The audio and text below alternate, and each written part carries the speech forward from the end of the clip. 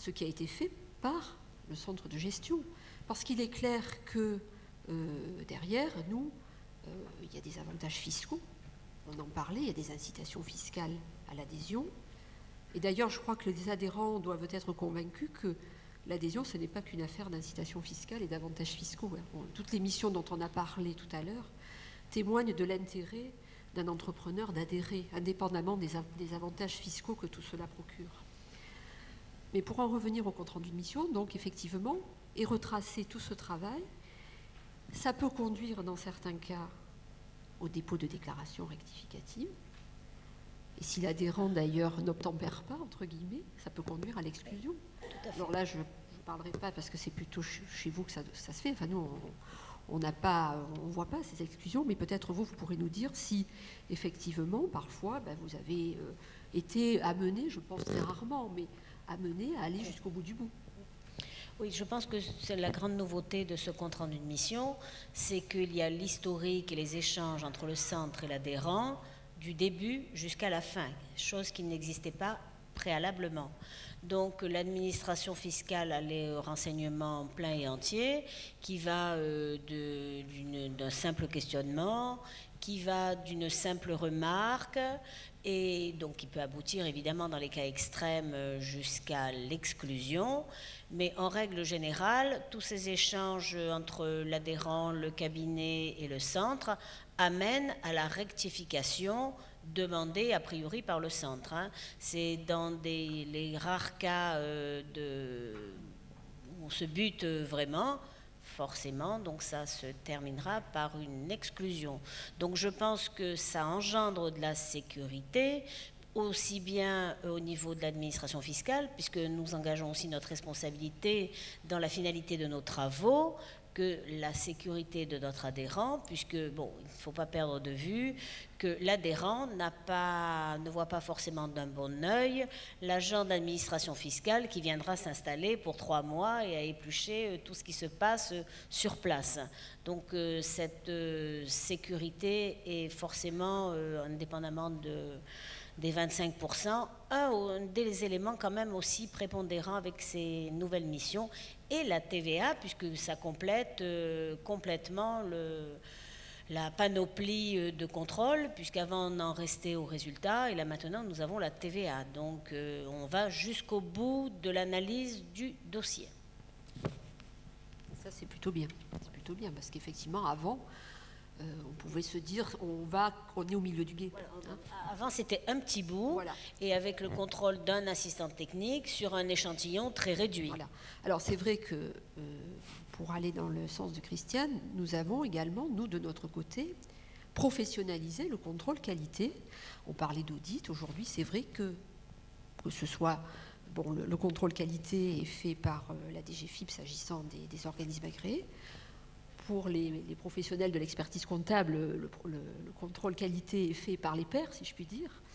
Mais nous, c'est vrai que derrière, il y a des avantages fiscaux. Et donc, je pense qu'on comprendra tous, c'est normal qu'il y ait derrière un contrôle qualité. C'est-à-dire que les centres de gestion ont un cahier des charges à respecter, pour faire simple. Et ce cahier des charges, eh bien, l'administration s'assure qu'il est bien respecté. Parce que derrière ces avantages fiscaux, et encore une fois, l'adhérent doit être convaincu que l'avantage fiscal, ce n'est pas la seule raison qui doit le conduire à adhérer, mais en tout état de cause, ces avantages fiscaux ont un coût.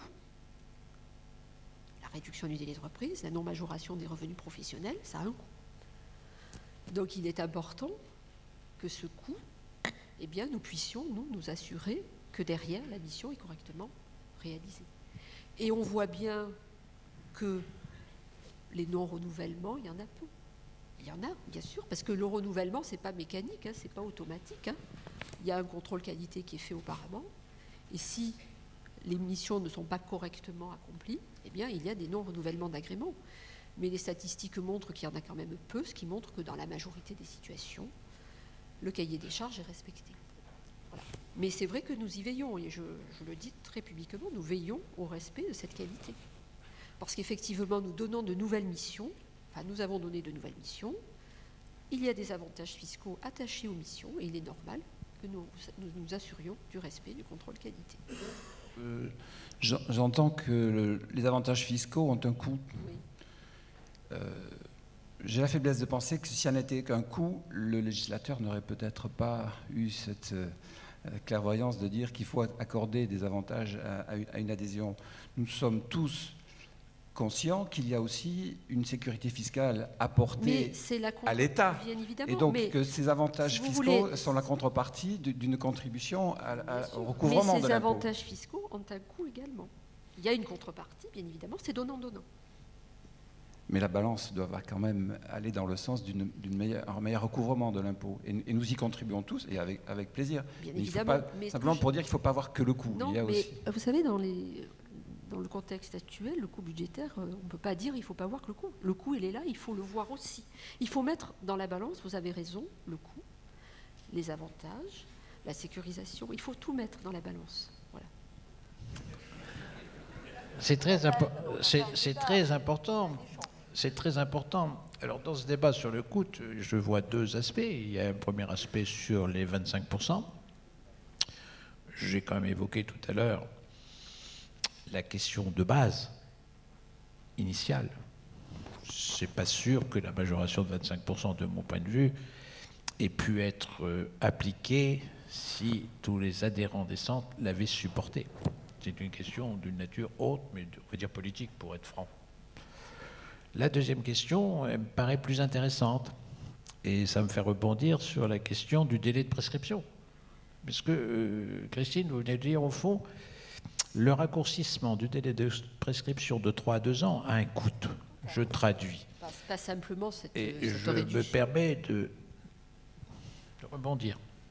Parce que j'ai le sentiment, mais vu d'extérieur, qu'à partir du moment où vous avez un contrôle que je vais appeler sur pièce, exhaustif, annuel, par 2 organes. Un cabinet d'expertise comptable qui fait principalement la comptabilité, et 2, les centres de gestion agréés qui ont eu des contraintes tout à fait importantes, avec ce que moi j'appelle, vu de l'extérieur, une sorte de programmation des bonnes et des mauvaises entreprises.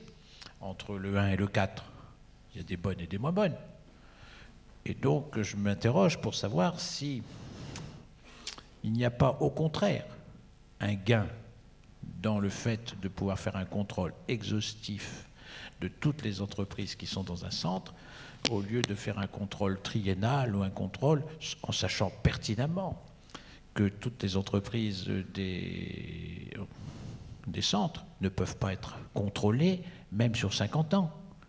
Donc ce coût lié au contrôle fiscal, moi j'y vois, je me permettez de le dire, plus une recette. Et ce qui m'intéressera, Christine, et puis, mais vous n'avez pas, je pense, encore les statistiques, mais ma conviction profonde, c'est que le fait d'avoir fait valider la TVA est une recette et pas un coût. Parce que... Oui, bien sûr, mais attendez, il faut prendre les choses en relatif. Moi, je parlais en absolu. Vous avez, il faut mettre dans la balance, bien sûr, l'amélioration de la qualité des déclarations. Et la meilleure connaissance des revenus. La meilleure connaissance des revenus. Le coût, je pensais plutôt peut-être à la non-majoration, parce que la réduction du délai de reprise, de 3 ans à 2 ans, d'ailleurs, on n'a pas encore bien le recul là-dessus. Vous me demandiez si on avait fait un bilan du compte-rendu de mission. Pour le moment, c'est un peu prématuré, on se donne un petit peu de temps pour faire un bilan. Ce que je voulais dire, c'est qu'il y a à la fois un coût budgétaire à tout ça, mais évidemment, on parle de sécurité fiscale, il y a également une contrepartie. C'est une amélioration, je le disais au début, de la qualité des déclarations. Il y a à la fois l'amélioration de l'accomplissement déclaratif, de la formalité déclarative, puisque on voit bien, en plus, depuis qu'il y a l'obligation de télétransmission, on voit bien que ces obligations participent à la bonne tenue du civisme fiscal. Et puis, il y a l'amélioration de la qualité. Mais on ne peut pas non plus dire qu'il n'y a pas de coût. Il y a forcément un coût aussi, qui est relatif et qu'on peut chiffrer. C'est difficile d'ailleurs de le chiffrer. C'est très compliqué. Je veux bien vous croire. Mais il faut me croire. Il faut me croire. Non, mais c'est vrai que tout a un coût, mais quand on nous explique que la fraude fiscale, c'est 40 ou 60 milliards, mais qu'on sait pertinemment qu'on est incapable de les recouvrer, c'est une abstraction. Alors, je pense qu'il ne faut pas raisonner comme ça, Monsieur Cossel. Et donc, alors là, vous prêchez quelqu'un qui s'occupe particulièrement de ça. Je crois qu'aujourd'hui, il y a des moyens de recouvrer. Alors évidemment, on ne recouvre pas tout. Mais je voudrais quand même dire qu'en matière de fraude fiscale, les taux de recouvrement, suite à contrôle fiscal externe, ont vraiment progressé. Je n'ai pas parlé des taux de recouvrement, j'ai parlé de l'évaluation globale de la fraude fiscale et non pas du taux de recouvrement des contrôles qui ont été effectués. C'est deux choses tout à fait distinctes. Mais c'est pas très grave. Simplement. C'est pas grave, vous trouvez la fraude fiscale ? Non, mais c'est pas très grave d'avoir un petit désaccord sur cette affaire. Je pense au contraire que la fraude fiscale, c'est quelque chose de très grave, parce que c'est vous, adhérents, qui en supportez les conséquences. Tout à fait, c'est exactement la question. Et ça, je pense qu'il faut l'avoir en tête. C'est exactement la question à laquelle j'allais venir, parce que quand on est adhérent d'un centre de gestion agréé et qu'on subit les deux contrôles, c'est quand même une sécurité fiscale pour l'État beaucoup plus importante que ceux qui ne subissent aucun contrôle. Et ceux qui subissent aucun contrôle, ce sont ceux qui sont micro, auto-entreprises et qui n'ont aucune obligation fiscale particulière à remplir.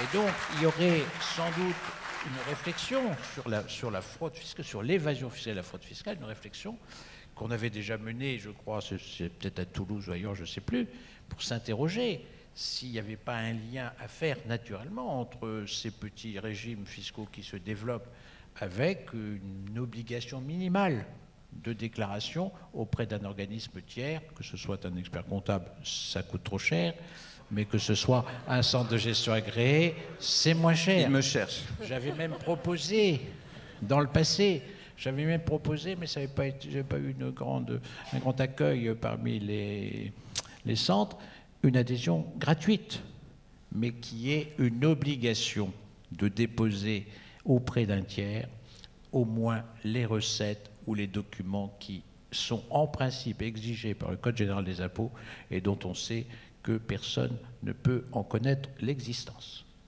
Donc il y a là une réflexion à mener précisément sur la fraude qui n'est pas, on doit le dire, parmi les adhérents des centres. Ou alors c'est en dehors de la comptabilité, c'est pas la vérification de comptabilité qui sera de nature à pouvoir le démontrer. Si évidemment un adhérent, je parle de manière franche, déclare que la moitié de ses recettes sont un expert comptable et qui fait une fausse comptabilité de A à Z en pensant à toutes les ratios et tout ça, personne ne va le voir. Mais ça sera le contrôle fiscal externe qui peut-être trouvera, etc. Mais le contrôle d'un adhérent sur pièce, dans la bonne application des textes fiscaux, c'est quand même une grande sécurité pour le pouvoir public, me semble-t-il. Quand on sait, je vais prendre quelques exemples, quand on change la loi et qu'il faut régler dans la déclaration suivante avec, par exemple, les frais de transport, les frais de déplacement qui ont été modifiés l'année dernière, c'était quand même utile qu'il y ait un organisme comme les centres de gestion qui puisse appliquer, je pense, une réponse générale à tous les adhérents pour dire comment ça s'applique. Moi-même, j'ai du mal à comprendre comment ça s'appliquait. Donc il y a quand même une dynamique de sécurisation des résultats qui me semble très importante par le fait. Je vais vous faire une confidence, Christine, je plains même quelquefois vos agents dans les centres qui doivent répondre à toutes les questions qu'on leur pose dans des délais courts, alors même que quelquefois la loi reste un petit peu ambiguë quant à ses conditions d'application. Alors quand on dit qu'ils doivent répondre, et immédiatement dans les 2 mois par déclaration, ils sont quand même très forts. Ils répondent même très rapidement. Ben oui, ils répondent très rapidement, mais c'est quelquefois difficile. Oui, vous savez aussi qu'il y a les correspondants départementaux qui sont les interlocuteurs locaux des CGA, et je sais qu'ils sont sollicités, c'est normal, pour répondre à des questions. Il y a les contrôleurs de qualité aussi qui sont présents. Donc je crois qu'aujourd'hui, la sécurisation par les centres de gestion agréés, on fait tous le même constat. Bon, la fraude, tout ça, après, c'est un autre débat. Comme je vous le disais, je crois qu'il faut revenir un peu à notre thématique de ce matin. Notre thématique, c'est de dire que les CGA ont un rôle important et que ce sont des relais de l'administration auprès des adhérents. Voilà. Je crois que ça, on le partage tous. Ils participent effectivement par toute leur mission à la sécurisation fiscale, et heureusement, parce que sinon ça voudrait dire que tout ça ne sert à rien. Donc on fait tous le même constat. Alors, est-ce que les experts comptables ont connaissance, par exemple, du nombre d'entreprises qui sont adhérentes et qui font l'objet d'un contrôle en pourcentage dans leur cabinet? Est-ce qu'ils ont une approche particulière de ce qui se passe concrètement sur le terrain, sur le contrôle des adhérents? Parce que moi, je suis un béotien. Je me dis, au fond, après tous ces contrôles, il ne devrait plus y avoir de redressement. Logiquement. Ah ben ça serait merveilleux. Logiquement. Bah, si je suis basique, hein, je me dis j'ai fait un contrôle général, j'ai une comptabilité qui est bien faite, un contrôle d'admission, donc quels sont les rappels susceptibles d'être effectués ultérieurement? Ne regarde pas tout. Enfin, je me tourne vers Madame Compagnie. Hein. Je pense qu'il ne faut pas donner aussi au centre de gestion un rôle qu'il ne joue pas totalement. Hein. Il a bien sûr un pouvoir d'investigation, mais qui n'est pas total. En fonction des éléments en notre possession. L'administration fiscale ayant par d'autres recoupements de fichiers des informations complémentaires que le centre n'a pas. Et puis vous faites un contrôle formel. Par contre, les experts les professionnels de l'expertise comptable, eux, vous avez toute la comptabilité. Donc c'est vrai qu'on pourrait penser que quand il y a un professionnel de l'expertise comptable, ben, là aussi, on n'est plus peu de redressement. C'est pour ça que je posais la question des experts comptables. Sachant qu'aujourd'hui, l'obligation d'avoir un professionnel de l'expertise comptable pour adhérer à un centre de gestion, il n'y a plus l'obligation depuis 3 ans maintenant, ou 2 ans, 3 ans. Oui, mais sur le terrain, ça reste quand même très embryonnaire. Hein. Oui. Les adhérents sans expert comptable, c'est vraiment très très faible. Donc, Monsieur Cossin tient absolument à avoir un chiffre. Non, pas un chiffre, mais une indication. Si l'administration ne peut pas le donner... Non, mais c'est pas, je ne l'ai pas en tête. Hein. Si vous me l'aviez dit, je vous les aurais apportés, les chiffres, mais je ne les ai pas en tête. Non, mais c'est clair qu'il y a des contrôles aussi sur les adhérents. Hein. On ne peut pas dire qu'il n'y en a pas. Bon, voilà, après, il y en a peut-être un peu moins aussi, parce qu'effectivement... On a des éléments, c'est peut-être pas là aussi que l'on va aller en priorité. Disons que c'est les éléments complémentaires que vous avez qui amènent au contrôle fiscal. Bien sûr. Qui amènent ou qui n'amènent pas. Ou qui n'amènent pas, voilà. Oui, alors. Alors, il est de notoriété que les redressements sur les comptabilités tenues par un expert comptable et révisées par un centre de gestion sont bien inférieurs à ceux qui sont dans les cas où il n'y a pas de professionnels. Dans un monde idéal, on pourrait espérer que finalement, il n'y ait plus de rehaussement. Voilà, c'est un monde idéal. Donc, les statistiques peut-être un peu plus âgées, hein, on disait que sur 10 dossiers contrôlés, 2 émanaient des centres. Donc je ne sais plus si la statistique... voilà, donc c'était la proportion qui était mise en avant il y a quelques années. Il est clair que le compte-rendu de mission et les conclusions du compte-rendu de mission peuvent orienter notre action, c'est évident. Oui, moi je n'ai pas non plus de chiffres. Simplement, comme vous le savez, je suis membre de la commission des infractions fiscales depuis une vingtaine d'années. Ce qui explique ma vision historique de la fiscalité, comme l'a fait remarquer tout à l'heure Philippe. Simplement, je n'ai jamais... c'est pas votre grand âge, d'accord. C'est ma vision historique de la fiscalité.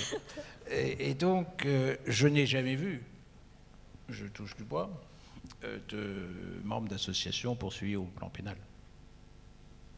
Voilà, qui étaient membres. J'ai vu beaucoup. Je dis pas qu'il y en a jamais eu, mais il n'y en a pas. Oui, il n'y en a pas beaucoup.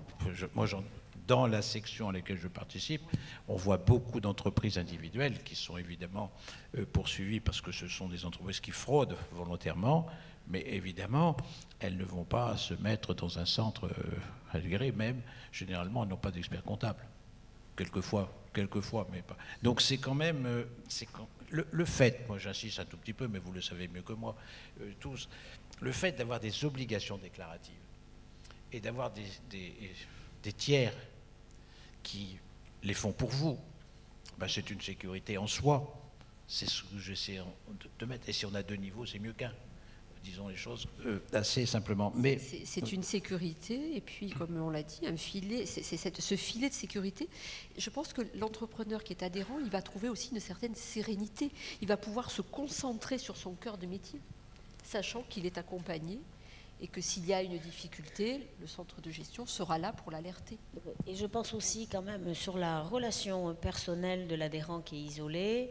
Le centre, c'est quand même un réseau relationnel entre les adhérents, hein. On essaie au sein de la fédération de développer ce réseau propre aux adhérents afin d'échanger de leurs soucis quotidiens qu'ils ont envie de partager, hein. Je pense qu'Hervé peut nous compléter cette information. À ce sujet, je voudrais revenir sur un élément qu'on n'a pas abordé, mais qui est important pour les adhérents. C'est également de disposer des statistiques économiques, qui sont faites d'ailleurs souvent en relation avec les chambres de commerce, et qui permettent aux adhérents de connaître un petit peu, parce que souvent c'est le seul élément concret qu'ils ont sur leurs concurrents, sur les chiffres d'affaires de leurs concurrents ou quelquefois partenaires. Et je pense que ça, c'est un élément très important qui devra dans l'avenir être développé, peut-être mieux structuré. Et en tout cas, on s'aperçoit également que les municipalités sont également friands de ce genre d'informations. Et là aussi, il peut y avoir des informations délivrées par les strands sur les statistiques économiques. Je crois que tu voulais dire. Oui, alors sur la question des redressements et donc de ce qui nous anime aujourd'hui sur cette table ronde, moi je voudrais rappeler, nous parlons de la petite entreprise. La petite entreprise, tout à l'heure, l'adjoint au maire nous a rappelé que La Rochelle, c'est 93% de TPE. C'est pas propre à La Rochelle, c'est sur toute la France et c'est dans tout pays. C'est entre 90 et 95% d'entreprises de moins de 10 salariés. Cette partie-là de l'économie est celle qui contribue le mieux au recouvrement de l'impôt.